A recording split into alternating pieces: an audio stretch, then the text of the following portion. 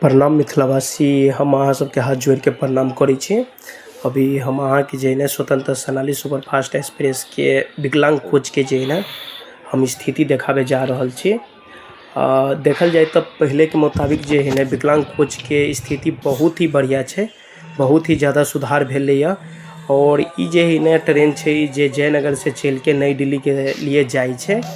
और देखियो अभी जे है बोगी में जे है बहुत ही ज़्यादा जे है साफ सुथरा है दिव्यांग बोगी में। और ई जे है औरो दिन तो आगे के तरफ लागल रहे छे, मगर आई जे है पीछा के तरफ है।